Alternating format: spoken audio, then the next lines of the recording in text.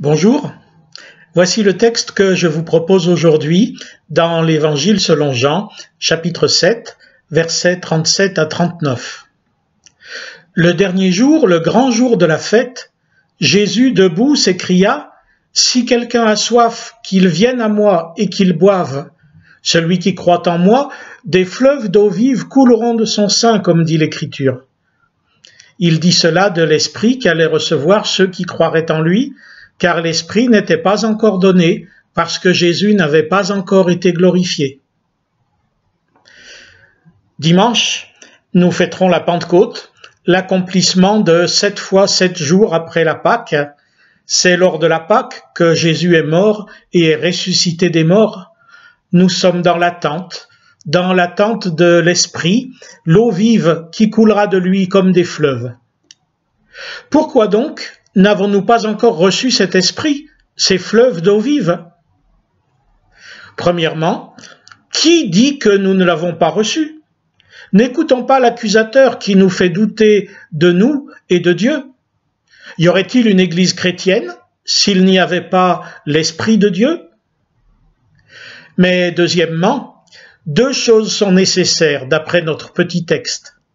La première, c'est la foi.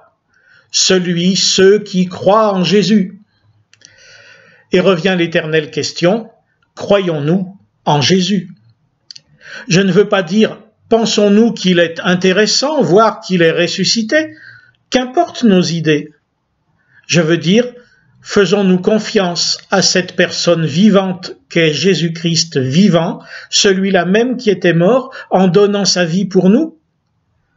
Car la deuxième chose nécessaire, c'est que Jésus soit glorifié, ce qui n'était pas le cas avant sa mort dans le temps du récit évangélique. Mais la question pour nous, et c'est la même question que la précédente, c'est « Jésus est-il glorifié dans nos vies et dans notre Église ?» Mais qu'est-ce que ça veut dire? Jésus, comme étant reconnu vivant, reconnu comme mon Seigneur et mon Sauveur, reconnu d'être digne d'être obéi et suivi, reconnu comme digne d'être cru dans mon Église et dans ma vie. Dit autrement, ma foi en est-elle vraiment une à croire que Dieu m'aime tel que je suis, mais que cette relation nouvelle me change et me conforme à ce qui est son bon projet pour moi? Ma foi modifie-t-elle ma manière de vivre, mes sentiments à l'égard des autres et à l'égard de moi-même?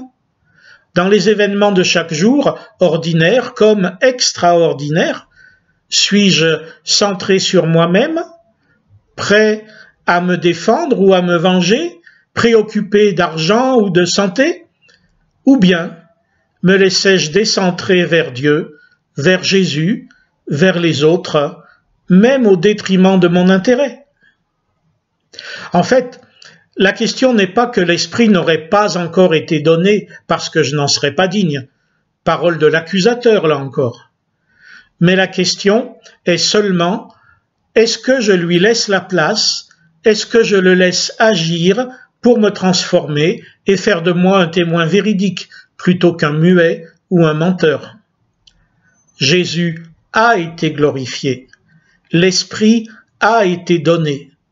Qu'est-ce que j'en fais? Heureuse Pentecôte!